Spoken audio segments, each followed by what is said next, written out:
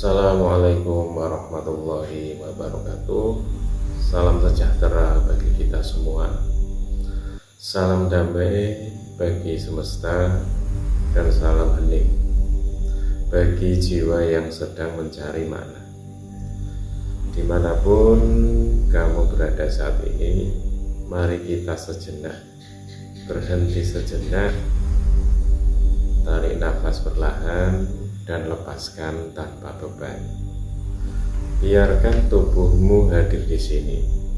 Biarkan pikiranmu beristirahat sejenak.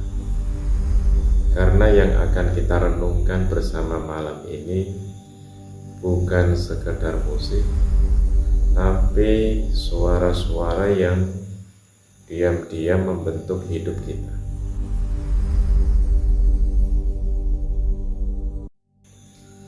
Selamat datang di ruang hening rasa, ruang untuk menyimak, bukan menghakimi, ruang untuk menyadari, bukan membenarkan atau menyalahkan. Pernahkah kamu mengalami ini? Sebuah lagu diputar tanpa sengaja, lalu tiba-tiba dadamu terasa sesak. Air mata mengalir, padahal tidak sedang memikirkan apa-apa. Banyak orang mengira ini hanya perasaan, hanya kenangan, atau sekedar kebetulan. Padahal tidak. Ini adalah cara otak dan bawah sadar bekerja. Dan ilmu pengetahuan sudah lama membuktikannya. Pada pertemuan kali ini, kita tidak sedang membangun mitos.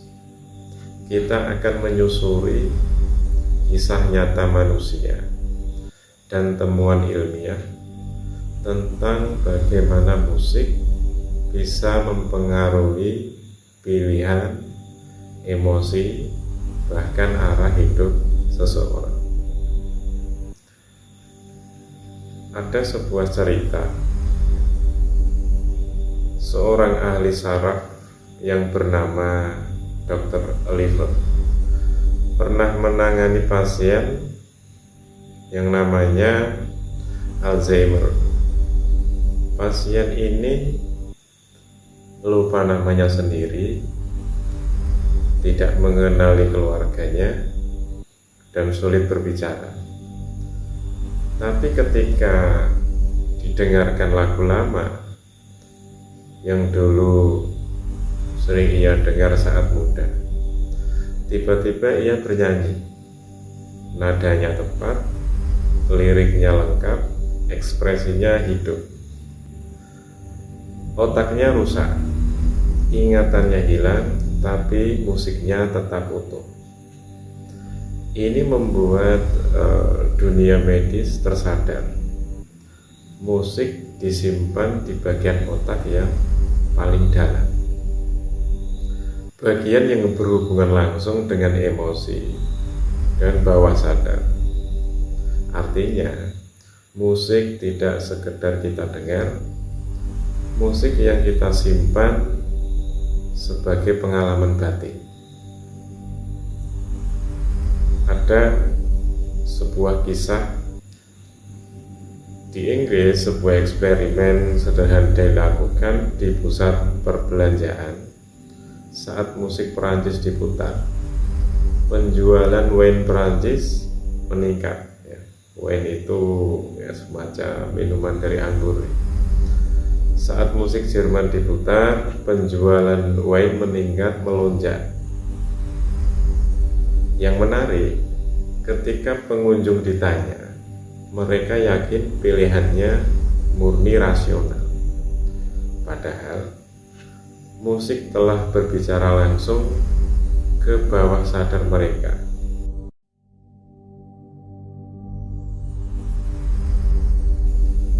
Inilah yang perlu kita pahami. Musik tidak memaksa. Musik hanya mengarahkan dengan cara yang tidak kita sadari.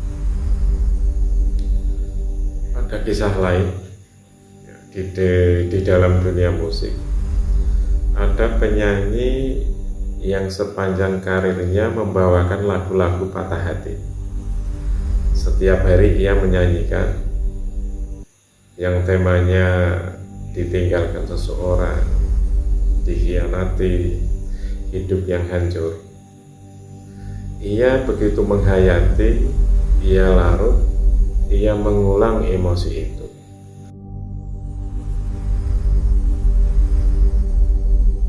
Ratusan kali.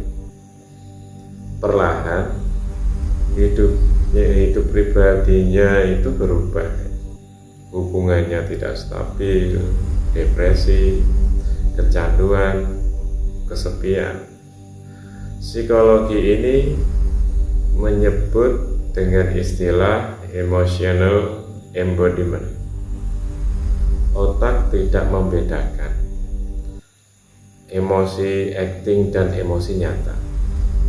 Yang sering diulang akan dianggap sebagai kondisi normal. Ini bukan kutukan, ini mekanisme otak manusia. Dalam contoh lain, ada sebuah penelitian pada remaja menunjukkan sesuatu yang sederhana tapi penting. Remaja yang sedang terluka lalu terus-menerus mendengarkan lagu putus asa.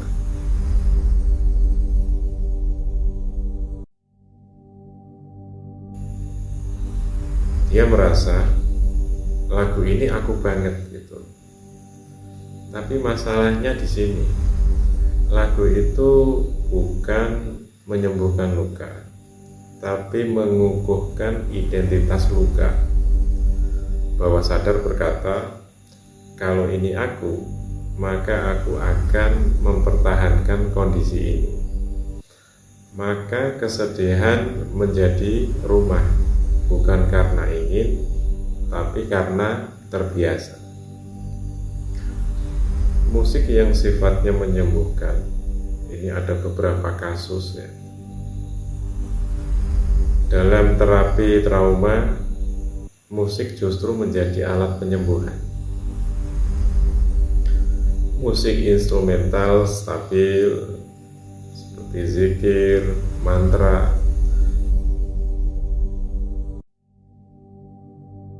digunakan untuk menenangkan bagian otak yang bernama amigdala. Otak belajar ulang satu pesan sederhana, aku aman. Musik yang sama kuatnya bisa melukai, bisa juga menyembuhkan. Semua tergantung apa yang diulang dan dalam kondisi batin seperti apa. Musik tidak mengubah nasib secara ajaib, tapi musik membentuk emosi, menguatkan keyakinan, mempengaruhi keputusan kecil.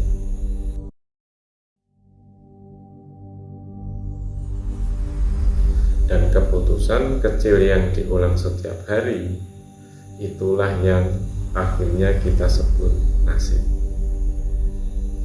Jika setiap hari kau mengulang, aku hancur, aku tak beruntung, hidup ini berat, jangan heran jika hidup terasa semakin berat. Hati-hatilah dengan lagu yang terlalu sering kau dengar dan kau nyanyikan, karena suatu hari tanpa kau sadari lagu itu bukan lagi hiburan, tapi telah menjadi cerita hidupmu sendiri. Musik adalah doa yang dilakukan, dan bawah sadar selalu mengaminkan. Heninglah sejenak, dengarkan hidupmu, dan sadarlah suara apa yang selama ini kau izinkan tinggal di dalam diri. Assalamualaikum warahmatullahi wabarakatuh. Salam damai, salam hening rasa.